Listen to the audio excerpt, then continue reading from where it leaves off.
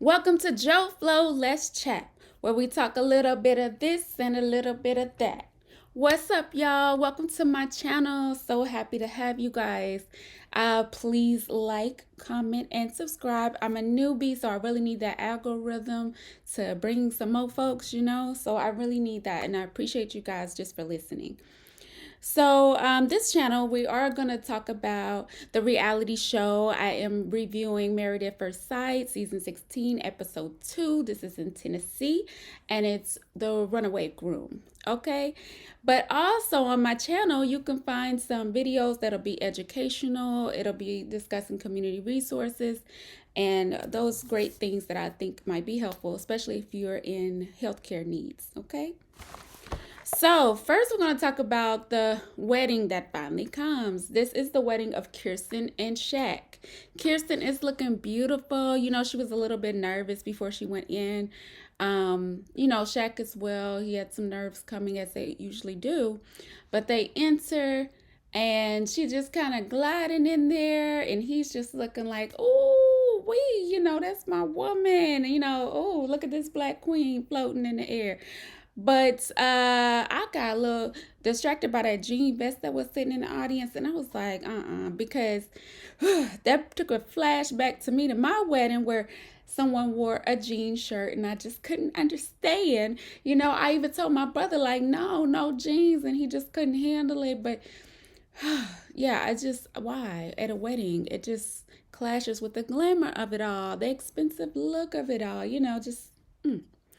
Anyhow, woosah. So they're at the altar, going up for the ceremony, and she's just like, "What? Like, it's something you want to say? What's going on?" And he's just like, "Man, I'm just stunned. My wife is beautiful," and everybody was in awe about his compliment. He said, Get it from my "Oh, mama. God knew what He was doing when He made you, boo." I had to put a little sauce on it, but. Oh yes, I just loved it. Everybody loved it, and I was like, shoot, if my husband say that, going down, and that is something you want, your husband to be in awe. And so her response to it really wasn't what I would expect. I feel like she could have complimented him back. I felt like throughout the ceremony, she kind of like forced a smile, like she wasn't sold and she wasn't in the moment. To me, she was overthinking, and I didn't like her response. She couldn't really understand what she was feeling. Her expressions just wasn't what you would want, at a wedding where she's happy and she's in it. So, anyhow, but their vows were short and sweet. Also in her vows though, she did say, it just takes a brave man to marry a woman that you've never met. She said some days she'll be a beauty, some days she'll be a beast. So we see that. We're gonna probably see that somewhere. But she wants to do the best to express her true feelings and to give her all, and to be patient, compassionate, and give grace. And I was just like, we're gonna see if you're gonna give some grace and you're gonna be compassionate and understanding. I hope so, because you're gonna need it, and that's what you're gonna need. So the looks you giving is not showing enough grace in that moment that he would need. But anyway, that's what she said. And I like that he said, to my newest best friend. I think that was such a cute introduction, and her hopefully purposeful, because you want your spouse to be your new best friend. So he also just said that he would that his family wanted him to know that both of them were the Both are the life of the party. Both know how to have a good time. They know how to slay. They know how to step out looking right. So they're going to give great energy.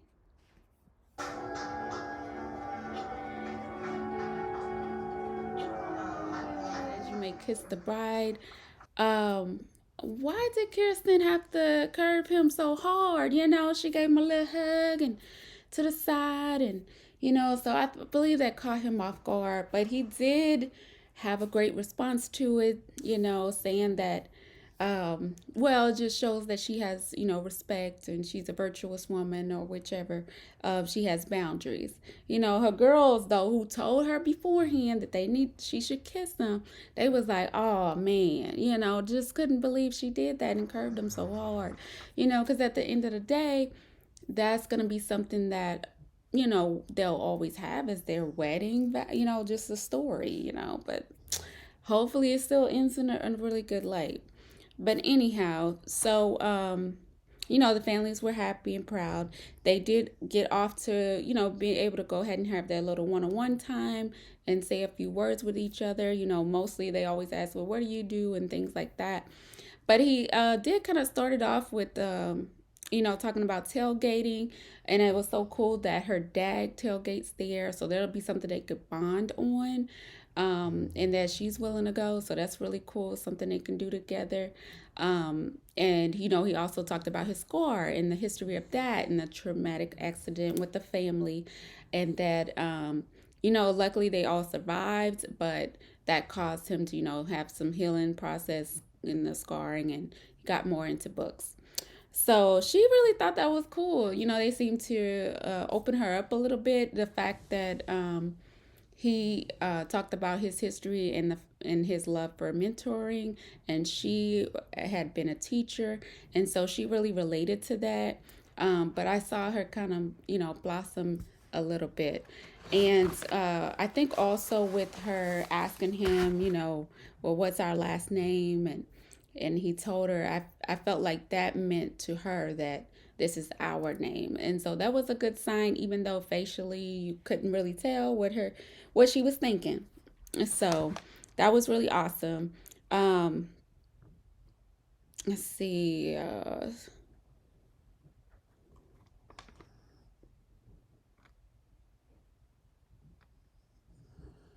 So when he was opening the champagne, though, he mentioned, the year that he was born, and she had a little attitude with it, But I'm like, hold up, isn't I believe she's like 32 and he's 31. Like, it's 1 year apart. Like, y'all might be 9 months apart, and you made this a strike against him. You made him being bald a strike, and then him being 9 months younger than you. Like, girl, do you not realize that marriage is really some tough times? Like, this is nothing. That ain't even a point 0.5 of a strike, okay? It's not. So just get over it, okay? Your husband could have lost hair anyway when he's 40, 50, 60. You don't know. So get over it, okay? Let him embrace the baldness. You need to embrace it. That ain't no strike, okay? Girl, that ain't no strike. Anyway, so, and then her mentality got to change. Her mentality got to change. But he said he always prayed for a black queen. He got his black queen. He's real smitten. So that's awesome. Now, after that, though, we see them going shopping. So I do want to mention a little bit about the shopping and the fashion. So I will talk about them shopping, their wedding attire looks. So first we see Gina and Clint. They well, I think all the ladies went to a store called Adorned, dress shopping, and Clint and all the other guys went to this particular store. And Gina, I know she talked about trying on dresses really made her feel like it was real. She didn't want to hide her assets, so she tried on a few dresses that were slender. They said they were looking for the boss bee type of dress. Just something nice and classy, her mom said, but still showing that look, that Gina look. But the first dress was pretty simple, but it was beautiful to me. I liked how it fit her. I thought it was really nice. But her friend was like, hated it, in living color. Shout out to them. But they wasn't feeling it. I thought it was nice. I'm like, shoot, buy for reception something like for the bridal shower we wish we had, or something like that, But they had a bachelorette. That was good. But that dress wouldn't have worked at that bachelorette. But anyhow, so she went for a second choice that she liked, yeah, it was all right. It wasn't bad. It was cute, I don't know, it just didn't give me the super glamour, but I think a lot of these I didn't agree with the final choices, but it's really about how you feel. And so if you're in it, you feel confident. That's how people want you to feel like on your wedding day, because it's stressful enough, it's enough anxiety. So if I feel like I look good, I don't care if it's green and purple stripes, but I feel like I look great and I'm confident in myself, that will help you get through.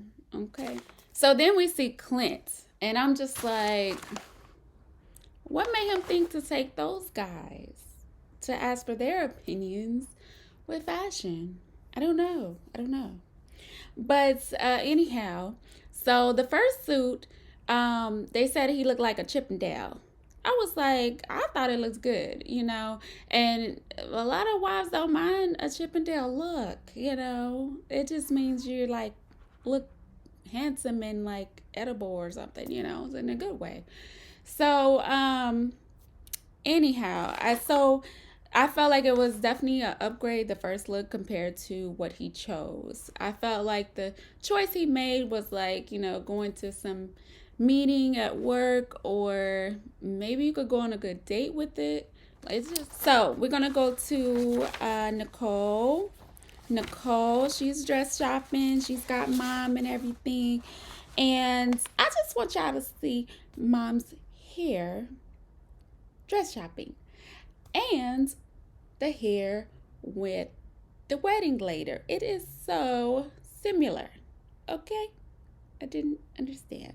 Anyway, so but yeah, so she was shopping. She says she really is not great at going shopping, because she is one of them people like my daughters, where you can go school shopping all day and be in all these stores and come out with nothing.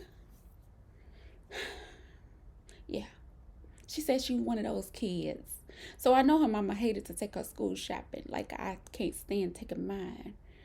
Whew, my youngest used to be just loving everything in the store. Now she can't stand nothing. Got to order every day on Shein or something, you know.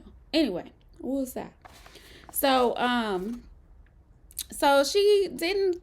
Well, she did try on a dress I thought was really beautiful, but she said this dress is not going with me. This ain't it, you know. So then she chooses another dress. I think it had a cool little top, you know. It wasn't my favorite, but she felt good in it. That's the one she should get. You know, she felt great. And she, you know, everybody gonna make it look good anyway. When you get the makeup, the hair, and all that stuff, it's gonna be good. But so she went ahead and got that dress. We saw Chris with his peeps, and that first suit, it had an ill fit to it. You know, it just didn't accentuate the right areas. It didn't look so great to me. I felt like it probably was uncomfortable. But he then went to this gray suit that looked more comfortable. I felt like I wish he would have tried more options, but he really liked the gray and the black, so he went with that. And okay, feel good. So confidence is it. Confidence It is was key. different at the wedding. So he chose that. Then we see Chris and Eris. Actually, I'm sorry, Jasmine and Eris. Jasmine, I really liked her outfit when she went shopping. I thought everybody looked really great.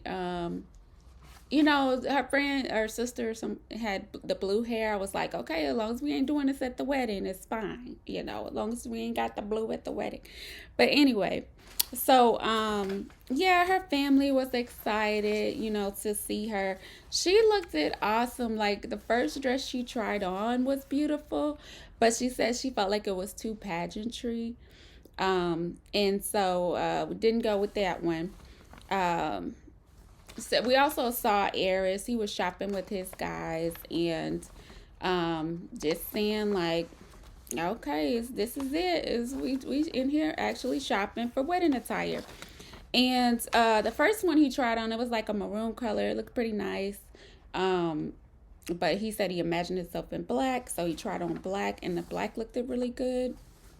But back over to Jasmine, she tried on that other dress, that last one. I was like, that is it. It is given. It is given. I really liked it. I like how it fit on her. She has this tall stature and great fit, physique. And so it just really was very nice. I'm so glad she chose that one because I just thought it looks amazing. I love how the sleeves were decorated. It was so nice. And it was so touching, because we did not know that her mom had been diagnosed with breast cancer. It means so much more to me to be here. Just, she said, a few months prior. And so she was still able to enjoy this moment with her daughter.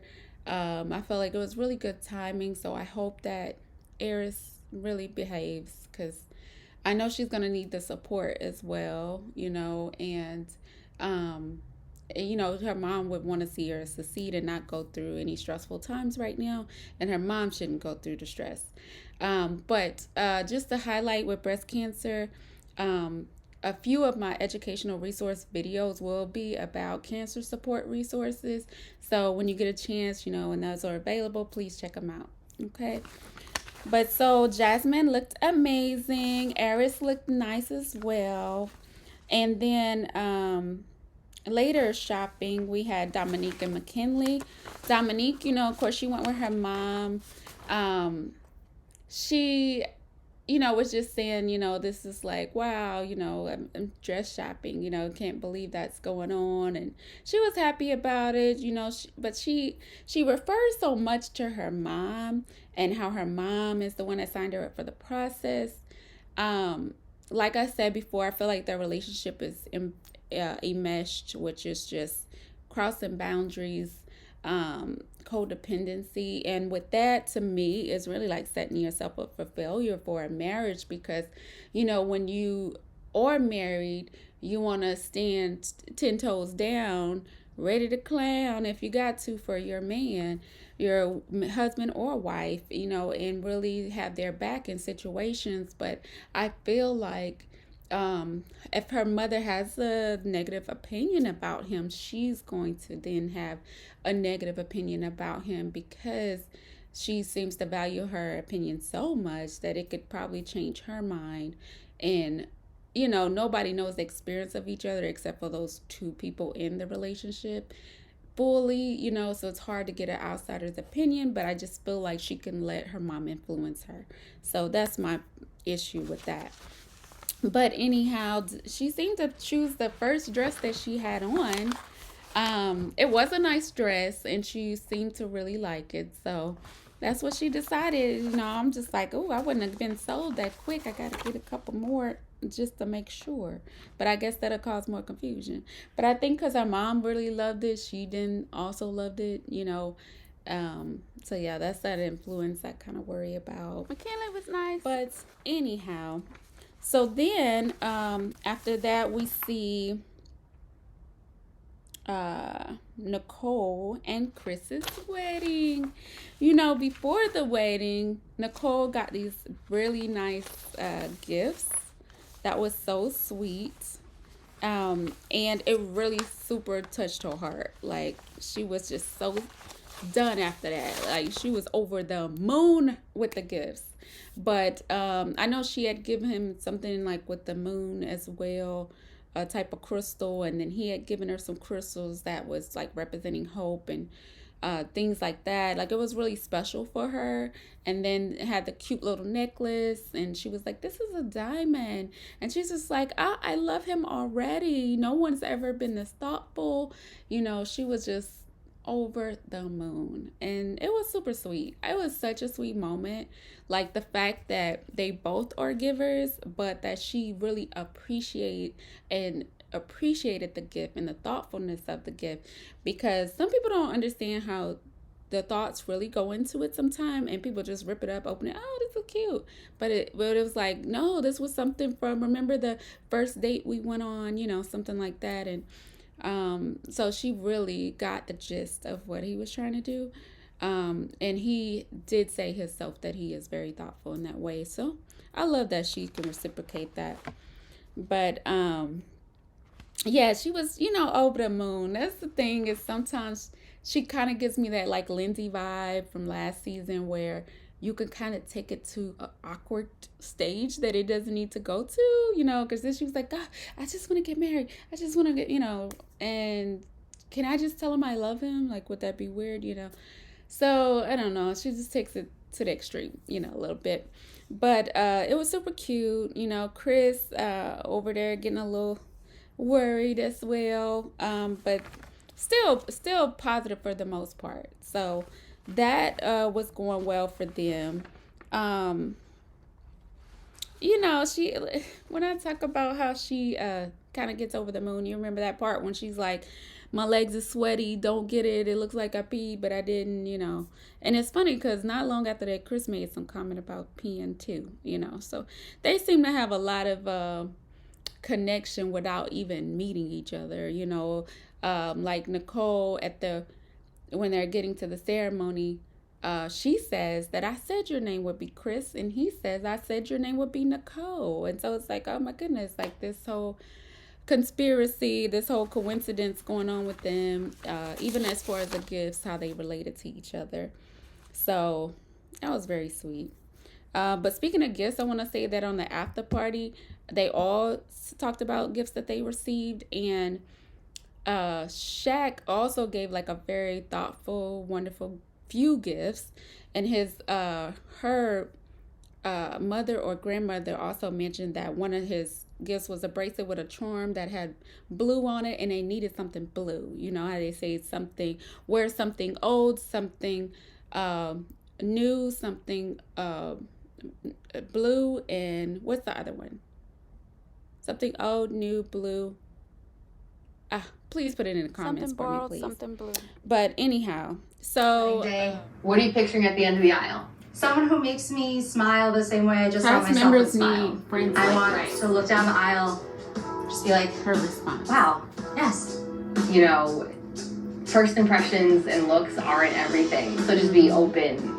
I don't know what my husband looks like, and I don't even want to guess, because whatever he looks like, that's what he looks like, and I'm going to get to know his heart as well as his whole body.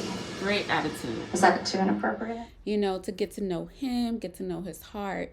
And Nicole seemed to really take that in, because she also then made a statement about, she doesn't care what he looks like. She's going to get to know his heart. And that's what matters. And I thought that was such good advice.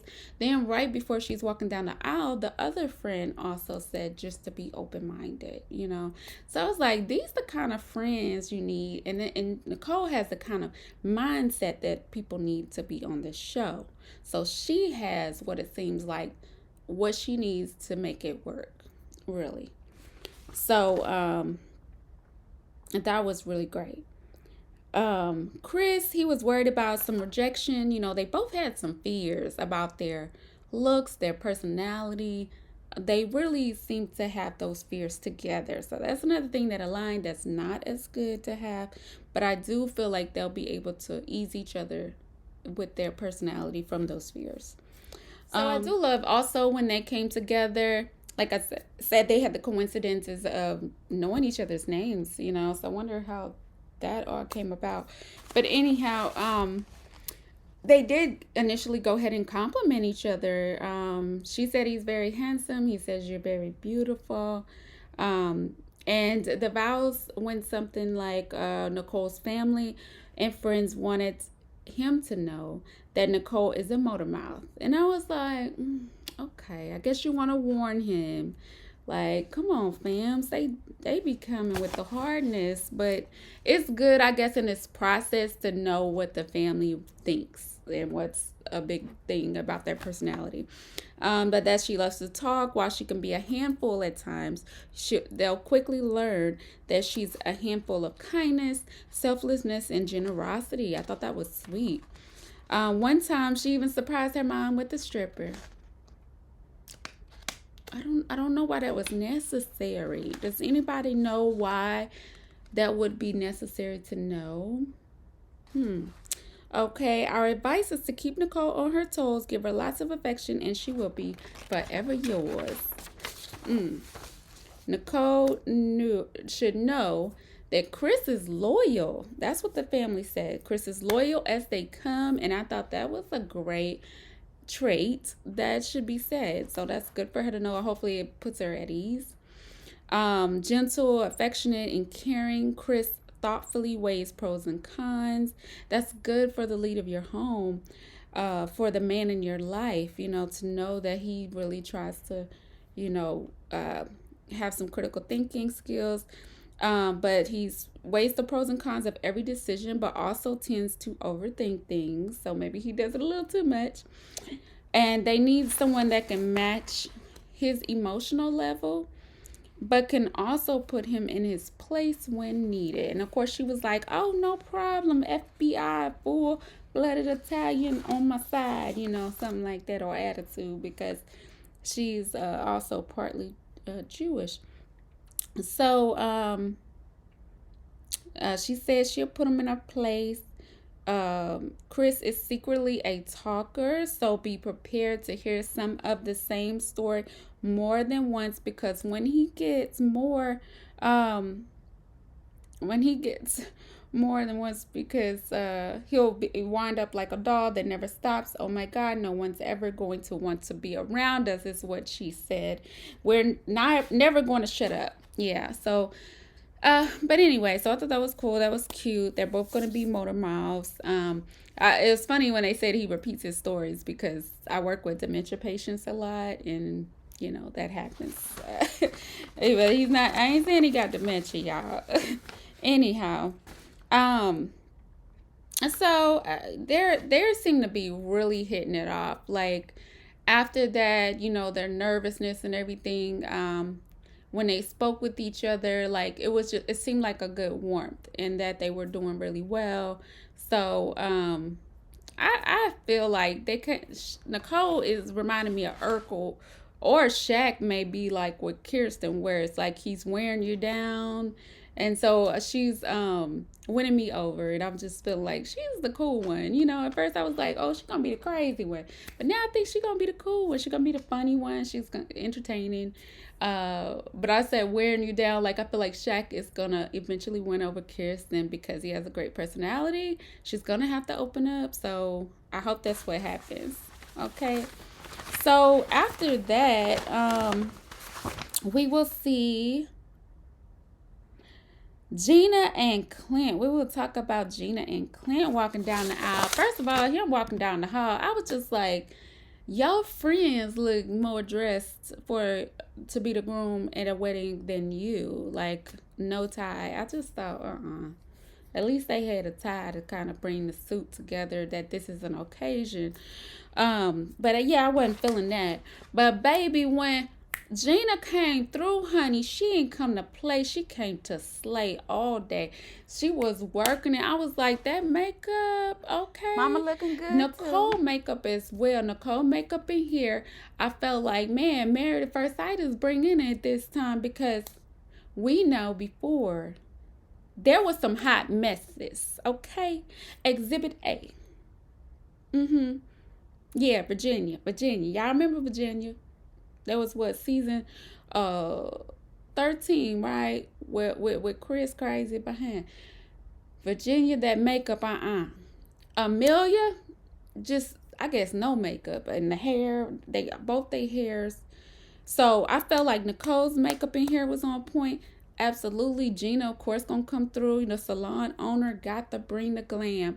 And she was looking like Hollywood. She was looking like Hollywood glam. And she kind of gives me vibes that kind of remind me of a young Julia Roberts. Like, I just thought she looked so great. But, man, her mom, she had to make sure her mom come through it. Maybe she get it from her mama, the style and everything. Maybe her mom used to be a salon or a beautician or something, because her mama, I was like, okay, this is the mother of the bride dress. This is what I'm talking about. Yeah, they were both looking really good.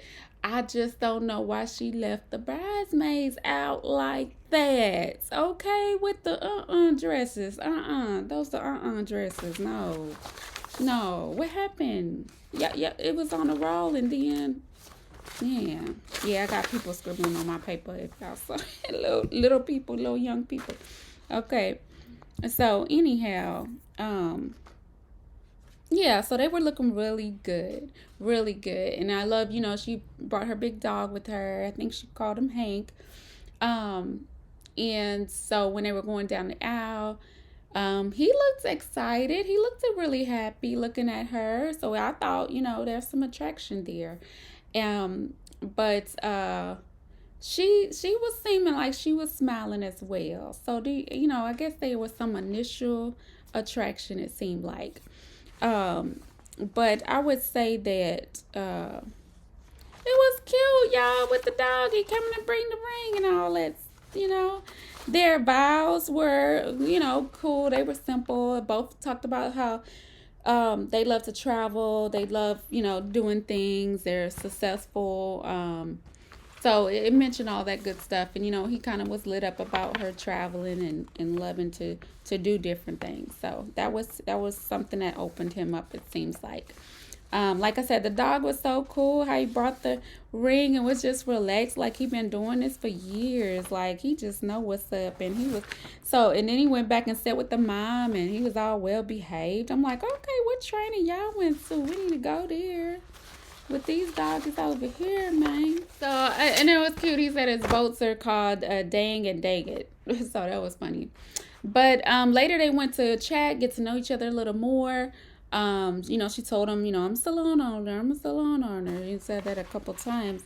And he, of course, talked about his love for traveling and art, but that he does work for a technology company that's like $1 million company or something like that. So, yeah, so he talked about that. And then they also realized that they both live in some building or a high rise called 505. And, it was like, well, yeah, I thought you looked familiar, and later on after party, though, she did say that she had saw that the production went back to the apartment. So she was asking, like, what's up? What you guys doing? And she said they were trying to get a shot of the apartments, but then she kind of lurked around a little bit, and she said the bell guy said like they were recording some old man. So that was funny, but that was definitely Clint and his senior clique. But anyhow, so they seem to be okay. They seem to be doing all right. They seem to be in there and enjoying themselves. And then we see Eris and Chris getting ready. So Eris and Chris is getting ready for the wedding, and cousin came up again. So cousin had a lot to say. She's like, yo, we can go. Okay. Say the word, I do want to mention that I know a lot of people are like, what kind of cousin is this? Kissing cousin, things like that. But on the after party, he actually said that that the cousins are only 3 months apart, that both their moms are best friends, and her dad and his mom are sister and brother. So they are family cousins. They're very close. Sound like they definitely probably did everything together growing up. And so she's probably just really protective and worried, but also protective of the person, it seems, because she's like, I know he a player from the Himalayas. Okay. So you ready? This is a big step. You can't even do basic relationship stuff. So I think that had a lot to do with, she's like, let's just go. Let's go. But at the same time, I felt like, so he already decided for sure that he's doing it. So you might as well just support him. It's like when you're friends in a relationship that you can't understand and you just like, ugh. But you kind of have to still try to be there for your friend and not just constantly coach her to not do this, not do that, because, they're going to do what they want to do. So he'll learn, she'll learn the hard way. But anyway, so that's kind of where we left off. And so we will see the next weddings. I think it was cool. I think it was good. I hope you guys liked it. Please like, comment, subscribe. I appreciate you guys. Take care.